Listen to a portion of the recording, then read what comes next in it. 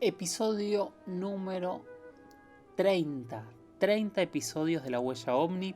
La verdad es que yo estoy súper feliz de la repercusión que estamos teniendo, de las preguntas que llegan, de las reflexiones, de los debates que se van generando y que a mí me escriben muchas veces para decirme, y para mí es maravilloso. Así que gracias a todos. Recuerden seguirme en mis redes.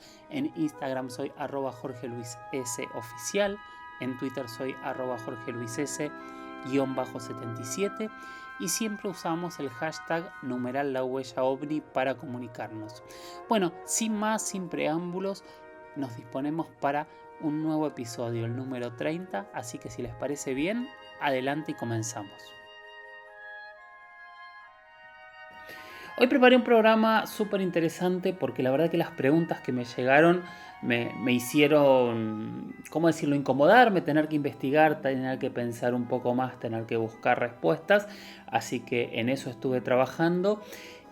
Como hizo Claudio Coronel, @CoronelClaudio1, que puso un mensaje diciendo: Jorge, ¿podría ser que las piedras energéticas como el cuarzo y otras más como el oro sean importantes para ellos? Me imagino que ellos está hablando de extraterrestres, para utilizar como energía para propulsar sus naves o usarlas como combustible, estrellando las energías de estas piedras y otras más.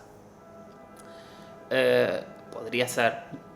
Igualmente, Claudio, primero que nada, debo decir que mi opinión es: yo no aseguro que haya extraterrestres o que haya naves en la Tierra. Sí aseguro que los ovnis como tales existen, pero realmente no tenemos idea qué son. Y en ese punto es donde yo genero el debate. Yo no digo ni que sean extraterrestres ni que no lo sean. Escucho, busco pruebas, he recorrido el mundo en base a eso, encuentro algunos patrones, algunas cuestiones en donde entiendo dónde la gente no me miente, dónde la gente me miente. Igual vamos a plantear de tu hipótesis. Ellos podrían utilizar algún tipo de roca para movilizarse como energía. Mi primera pregunta para empezar a investigar, que esto sí realmente tuve que investigarlo un poco, más allá del conocimiento previo que tenía y de que siempre hablan de que el cuarzo es un mineral energético, pero nunca había entendido por qué, así que me puse a investigar un poco. Primero que nada, el cuarzo es una de las piedras más comunes que tenemos en la Tierra. Se forma como parte del granito y son piedras que se utilizan incluso en la construcción.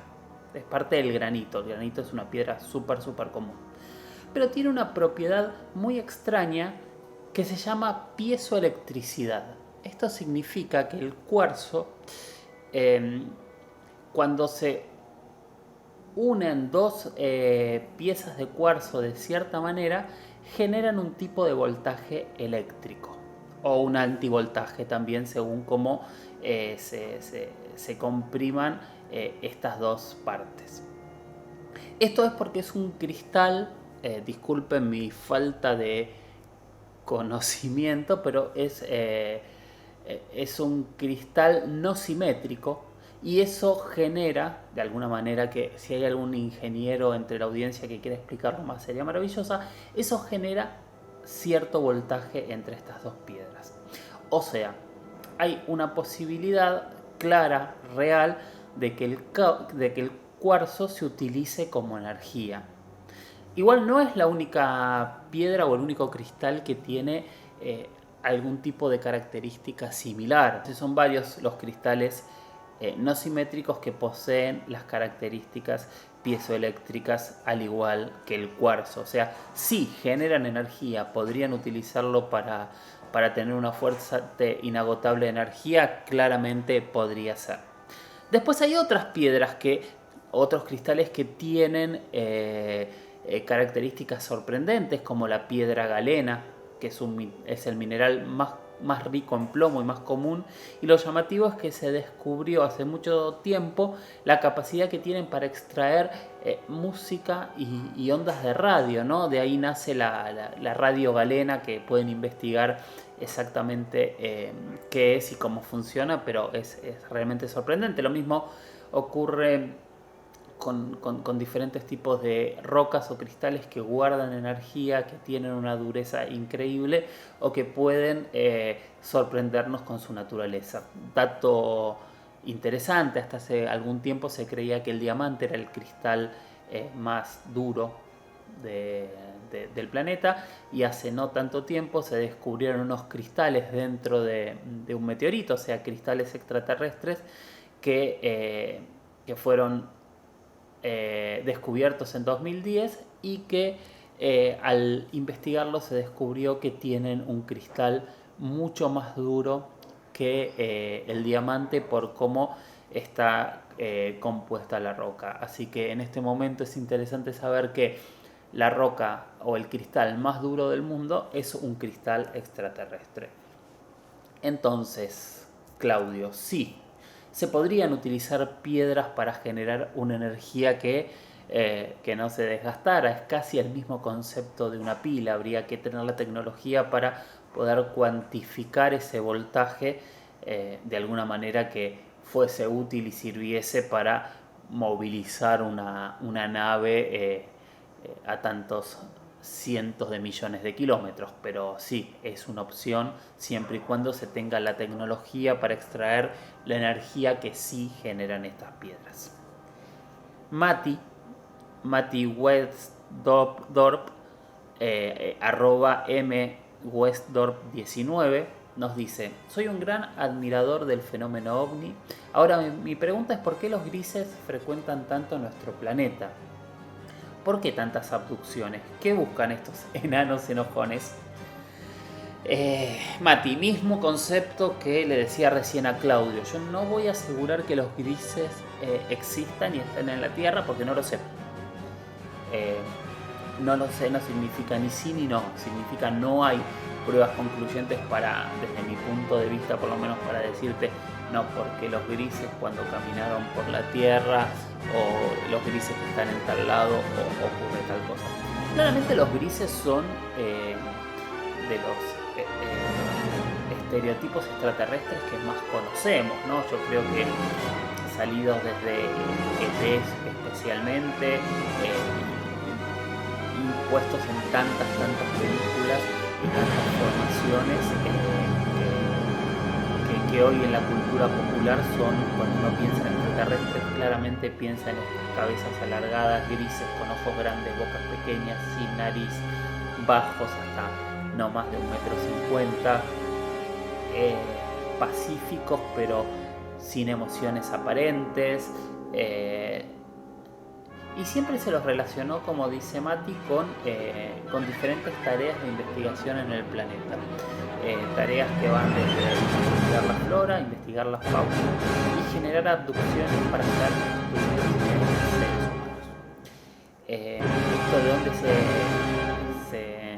se saca, sobre todo se trata de diferentes personas que han denunciado haber sido abducidas, y a la hora de describir a los seres que han hecho estas abducciones, muchas veces, obviamente no son los únicos, terminan describiendo de alguna manera a estos seres. Ahora, también es interesante entender cómo la biología los ha estudiado, o ciertos biólogos los han estudiado para intentar comprender qué pueden ser estos seres, ¿no? Y por qué tienen esta característica tan diferente a nosotros por un lado, pero por otro lado tan humana, ¿no? Estamos hablando de una cabeza, 2 brazos, 2 piernas, de manos que se utilizan como herramientas y exactamente igual a la nuestra, pero con una evolución física distinta. Lo que habla de esta evolución física es que estos seres, que podríamos ser nosotros del futuro, y yo pienso que sí, yo pienso que podríamos ser nosotros del futuro porque son muy parecidos a nosotros, son seres que tienen una exposición a un sol mucho más débil que el nuestro en teoría, por eso el color de la piel se pierde y se hace más gris. Tendrían un desarrollo cerebral mucho más grande, por eso la cabeza es bastante más grande que la nuestra. Así como la piel es gris, los ojos serían mucho más grandes por esa misma falta de luz que generaría un sol más débil o una atmósfera mucho más contaminada y donde el sol entra mucho menos. Brazos largos y finos, porque en realidad la tecnología es la que realizaría, describiría y generaría esta nueva fisionomía en donde los músculos cada vez son menos importantes y la utilización de herramientas, computadoras o tabletas o teléfonos hipertecnologizados es lo que haría que el movimiento sea cada vez menor. Al tener los cerebros más grandes, también muchos de estos estudiosos dicen que eso les ha hecho perder una parte emocional y por eso parecen ser seres tan fríos. Las narices se habrían perdido por la simpleza en respirar un oxígeno tal vez creado artificialmente, y todo eso lentamente iría modificándonos. Ahora, una modificación biológica natural llevaría millones de años. O sea, nosotros en perder un dedo, el dedo pequeño del pie, calculan los evolucionistas que podríamos tardar de manera natural varios millones de años en que esto sucediese, a menos que se generase algún tipo de experimento genético inducido para ir llevando a esta evolución. No digo que seamos nosotros, pero para mí es una teoría que me encanta y que me encanta indagarla, y sé que hay muchos científicos. Por ejemplo, se ha hecho un estudio en la Universidad de Oxford para tratar de analizar esto y por qué los alienígenas podrían ser similares al ser humano. Entonces los investigadores se propusieron indagar en las teorías de la evolución terrestre, porque es lo que les digo semana a semana, cuando hablamos de la exobiología, lo que hace la exobiología es traspolar lo que conoce, o sea, traspolar lo que ya ha estudiado en la Tierra para llevarlo a otro lado. Y entonces llegan a esta misma conclusión: un ser que haya desarrollado inteligencia y debería tener a nivel evolución un paso similar al ser humano, ¿no? Lograr utilizar herramientas. Para lograr utilizar herramientas, ustedes saben que en el ser humano hubo 3 o 4 pasos fundamentales. Es el pulgar opuesto, es la sobreingestión de proteínas, según antropólogos y paleontólogos y estudiosos de la historia, tiene que ver con la sobreingestión de tuétano, de los huesos, del centro de los huesos de los animales. Eso es lo que habría generado un shock proteínico y habría logrado que nuestras neuronas empezasen a funcionar de otra manera. Y esa evolución es la que nos fue llevando lentamente de un ser unicelular a una sociedad compleja y tecnologizada. Entonces, este estudio de Oxford lo que plantea es que seguramente si hay una sociedad tecnologizada en alguna otra parte del universo, debería haber llevado de alguna manera una evolución similar a la nuestra. Por lo menos es una gran posibilidad y es la posibilidad más grande. Entonces, más allá de que tengan pieles verdes o que sean un poco más altos o que sean un poco más bajos, el planteo es que de alguna manera se parecerían a nosotros y deberían haber tenido algún tipo de evolución similar a la nuestra para llegar a un tipo de vida similar a la nuestra. Bien, creo que complejicé y agrandé un poco el tema de los grises y lo llevé a 2 puntas, ¿no? Pero espero que la respuesta, Mati, haya ido para el lado de lo que esperabas. Conclusión: yo no sé si realmente nos abducen, si realmente ellos están entre nosotros, si son quienes nos crearon y por eso nos investigan para ver cómo va su experimento. Son muchas preguntas que para mí no tienen respuesta, pero tienen una gran fascinación. Sí podemos tipificarlos. Y el problema de tipificarlos es que muchas veces nuestro cerebro, cuando ve algo que no conoce, va a esas tipificaciones. Entonces, cuando vemos un ser desconocido, y claramente cuando pensamos en extraterrestres, pensamos en ET, porque es el primer extraterrestre que vemos. No pensamos en Mork, por ejemplo, o en seres humanos disfrazados de extraterrestres. Primero pensamos en ET y después pensamos en reptiles. Esto es, si hacemos una encuesta van a ver que son los 2 puntos que primero pensamos. No necesariamente es la realidad, pero es lo que la cultura también nos condiciona a creer. Si es verdad o mentira lo que dice la cultura, no lo sabemos, pero claramente la cultura nos condiciona a que sea de esta manera, sin dudas. Bien, Seguimos en la huella ovni, sigo siendo Jorge Luis Zuckdorf, siguen encontrándome en mis redes, en Instagram como @Jorge Luis con doble S oficial, Jorge Luis con doble S oficial, Jorge Luis, no Jorge Luis con doble S todo escrito, y en Twitter como @Jorge Luis también con doble S, _77. Jorge Luis con doble S también, _77. Nos comunicamos con el hashtag numeral la huella ovni y ahí preguntas, conclusiones, debates, imágenes, planteos y experiencias. Me faltan experiencias, quiero escuchar sus experiencias en este programa. Bien, vamos a seguir con preguntas y respuestas. Vamos a arrancar con la segunda tanda. Y vamos a empezar con nuestro amigo Gustavo Villalba, que mandó una pregunta muy concreta, muy breve y que es a desarrollar. Él puso: Omnipuerto, las ovejas. Bueno, como muchos de ustedes saben, yo tengo una sección también en Radio Metro, en el programa Su Atención por Favor, que se llama, como se llamaba hasta esta semana, mi Instagram, Turismo OVNI, que un poco lo que trato de buscar ahí es hablar de los lugares a los cuales yo he viajado y que de alguna manera son famosos o se empiezan a reconocer y la gente va a visitarlos, va a hacer turismo en relación con leyendas extraterrestres, con puntos de avistamiento, con lugares donde han ocurrido algunos de los casos más famosos del país o del mundo. Tenemos desde Roswell en Nuevo México, el desierto del Nevada en Estados Unidos, Varginha en Brasil, Isla Colares en Brasil, la Peña de Huayca en Colombia, Villa de Leyva, que hablamos también hace poquito también en Colombia, el lago Titicaca, podemos hablar también de Machu Picchu, podemos hablar de las pirámides de Teotihuacán, las pirámides de Giza, las ciudades mayas como Palenque, no sé, hay cientos y cientos de miles de lugares donde hay una gran cantidad de gente que va a estos lugares a buscar o tratar de tener experiencias con objetos voladores no identificados o a ver los lugares donde ocurrieron algunos de los casos más famosos. En Argentina hay por lo menos 4 lugares donde esto ocurre.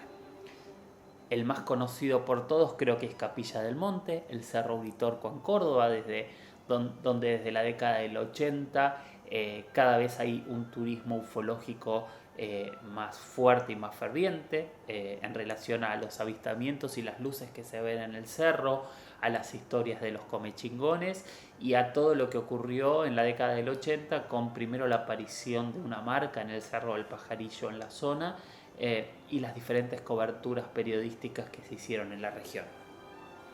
Segundo lugar, sin dudas, es Victoria, en Entre Ríos, en donde se encuentra el Museo del OVNI. Ya hemos hablado muchas veces con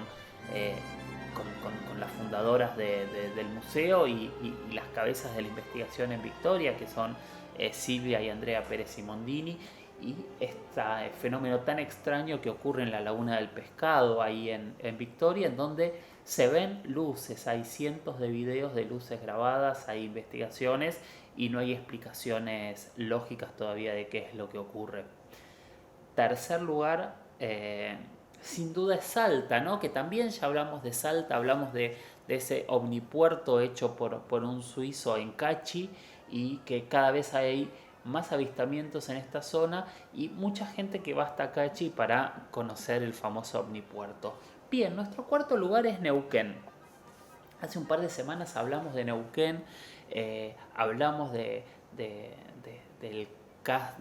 un caso ovni muy, muy fuerte y hablamos de que en Neuquén hay muchísimos avistamientos de luces. De hecho, incluso cuando uno habla, por ejemplo, con los pueblos originarios, cuando habla con los pueblos mapuches, sobre todo, que son quienes hoy ocupan la región fuertemente, nos cuentan de sus leyendas, nos cuentan cómo sus ancestros veían estas luces y las trataban de otra manera. Y hasta el día de hoy ocurren. Toda gran parte de la Patagonia y en especial Neuquén hay avistamientos de luces constantemente, más allá de este gran caso que fue el ovni del 95 en Cutralcó. Bueno, más llegando hacia el lado de la montaña hay un pequeño pueblo en donde se han realizado avistamientos cada vez más constantes y por eso el intendente del pueblo, en el lugar donde la gente iba a ver el cielo para tratar de entender qué eran esas luces que se veían, decidió realizar una pasarela, en parte para generar seguridad en quien vaya a este lugar a hacer avistamiento de ovnis y en parte para generar comodidad y dar ciertas facilidades a la gente que va hasta este lugar a observar ovnis. Son muchísimos los casos de ovnis que han observado en este pequeño pueblo que se llama Las Ovejas y que recomiendo ir a quien pueda cuando terminemos con esta cuarentena gigante. Para tratar de tener una experiencia, para tratar, aunque sea de mirar al cielo y de preguntarnos qué es lo que ocurre. El avistaje de ovnis en Las Ovejas yo creo que va a crecer mucho con el tiempo. ¿Qué tiene? ¿Por qué se ven muchos objetos en el cielo? Bueno, por un lado es una zona montañosa, es una zona con poca contaminación visual y es una zona donde ya se han detectado, que es lo que se llama puntos calientes. Muchas veces es muy difícil definir si el punto caliente es porque realmente ocurre mucho fenómeno en ese lugar o simplemente como la gente mira el cielo porque han ocurrido, ve más cosas. Nunca sabemos qué va a ser. Primero es casi hablar del huevo y de la gallina, pero sí sabemos que en Las Ovejas hay una pasarela. No es un omnipuerto como el de Cachi, no es un lugar para que supuestamente aterrice alguien como aseveró el constructor del omnipuerto de Cachi, sino esto es una pasarela, es un lugar donde los locales y los turistas se dirigen hasta ese lugar para observar un punto donde se ven luces constantemente. Es una pasarela de avistajes ovnis, que es maravilloso y realmente es un lugar increíble. Bueno, siguiente pregunta, Lucas Riff, que siempre hace preguntas difíciles, así que ya estoy teniendo miedo mientras empiezo a leer. Nos pregunta, no sé si ya lo hablaste, pero ¿qué opinas de los avistamientos que se dan en la localidad de Punta Indio, en la provincia de Buenos Aires, en Argentina, cerca de donde se unen las aguas del río con el mar? ¿La energía de allí posibilita ese fenómeno? Punta Indio está a unos 200 kilómetros de Capital Federal, hacia el lado de la costa atlántica argentina, hacia el sur. Es un pequeño poblado muy lindo, con una gran vista, y es el punto exacto en donde empieza a separarse el río de la Plata con el mar argentino. Obviamente no hay una línea, esa línea se corre a veces muchos kilómetros hacia un lado o hacia el otro, pero este digamos que es el punto. Y la característica que tiene Punta India, entre otras cosas, es que tiene una base aérea. Una base aérea que durante mucho tiempo fue una de las pocas bases que contaban con un radar en Argentina. Un radar que se colocó en la década del 60. Y yo creo que con ese radar en la década del 60 es donde, en 1963 para ser exactos, es donde empiezan a aparecer muchísimos relatos de que en el radar de Punta Indio se veían diferentes VIPs, o sea, diferentes puntos que aparecían en el radar y que no eran nada, o sea, no eran nada de lo que sabían que tenía que estar ahí, no eran aviones, no eran básicamente aviones, no eran helicópteros, no eran nada que ellos supiesen que estaba volando. Ahora, muchos de esos VIPs claramente era contaminación de lo básico que era el radar y que se lograban descartar como errores. Pero el caso más fuerte de estos VIPs que se encontraron en Punta Indio se dio en junio de 1965 cuando el piloto Federico Machain, era un mediodía, era un vuelo muy nublado donde se veía muy poco, detectaron una de estas luces en el radar. El piloto estaba en vuelo, intentó acercarse y él observó esta luz. No hay testimonios directos de Machain.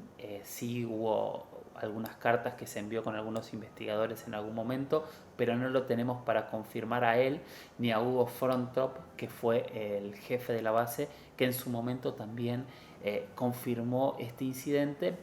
Y desde la base siempre extraoficialmente confirmaron que era usual, como les decía al principio, ver elementos sobre las bases, sobre la base de Punta Indio. Ampliando y saliéndonos de este caso, que es el caso emblema de Punta Indio, está dentro de la zona donde muchos investigadores lo han acuñado otra vez como una zona caliente en donde han aparecido cientos de nidos, o sea, de estas marcas redondas en los campos, que va desde la zona de Atalaya hasta Punta Indio. Se generan denuncias de avistamientos constantes. Y como dice Lucas, puede tener que ver con la unión de los ríos y el mar y el cambio de energía. No sé si tiene que ver con eso. Sí, el otro día estábamos hablando con unos amigos en un programa que hacemos en YouTube, que es una mesa redonda con Johanan Díaz y con Lourdes Gómez. Justamente estábamos hablando de eso, de que hay muchos avistamientos relacionados con el agua, no solo de OSNIs, de objetos submarinos no identificados, y de estos relatos de objetos que salen de abajo del agua, o incluso objetos que pescadores han visto muy luminosos que pasan sumergidos por debajo del agua, sino que también se encuentran muchos objetos voladores sobre el agua, sobre el mar, sobre el lago, sobre ríos. Así que de alguna manera hay una relación. Yo la desconozco, no sé por qué, pero sí sabemos que realmente existe la relación entre objetos voladores no identificados y las grandes cantidades de agua debajo. Hemos llegado al final del episodio número 30 de La Huella OVNI. Gracias por estar ahí. Yo soy Jorge Luis Zuckdorf. En redes soy @Jorge Luis S oficial en Instagram, @Jorge Luis S_77 en Twitter. Y nos comunicamos con el hashtag numeral La Huella OVNI. Ahí las preguntas, los temas que quieren que profundicemos, los debates, las opiniones sobre lo que vamos contando, ¿están de acuerdo o no? ¿Qué opinan? ¿Qué valor agregado le pueden dar? Muchísimas gracias por haber llegado hasta aquí. Y como siempre les digo, miren al cielo, levanten la cabeza, anímense a hacerse todas esas preguntas que no tienen respuesta. Anímense a pensar qué es lo que sucede más allá de lo que conocemos, más allá de lo que vemos. Y anímense a buscar pequeños argumentos, pequeñas respuestas, que algún día todas esas pequeñas respuestas puedan llegar a intentar lograr que respondamos a estas grandes preguntas. Gracias y hasta la próxima. Chau.